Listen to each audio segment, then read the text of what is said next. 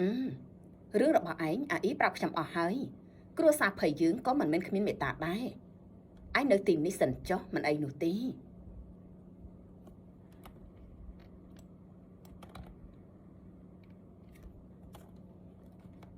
នៅក្រុមហ៊ុនមានការ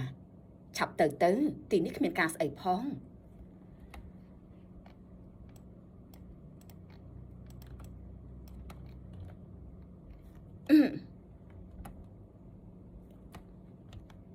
មើលទៅនាង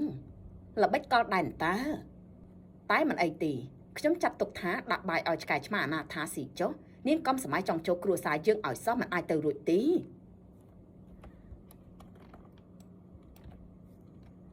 នាងនៅហ៊ានតមកទៀតគឺមកពីនាងនឹងហើយពងពួកកូនប្រុសខ្ញុំឡើងវិលក្បងខ្ញុំនិយាយស្អីក៏គេមិនស្ដាប់ដែរ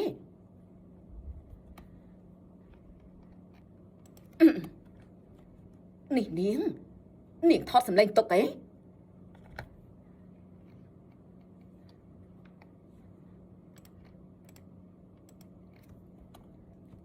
ឆាប់លុបសម្លេងនោះចោលភ្លាមទៅ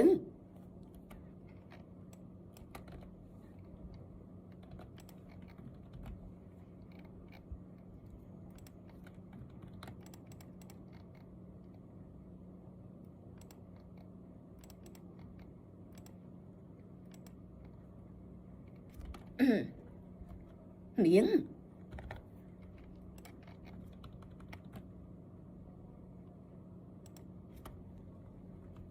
ម៉ែចាំងនាំនាងទៅបន្ទប់ទទួលភ្ញៀវ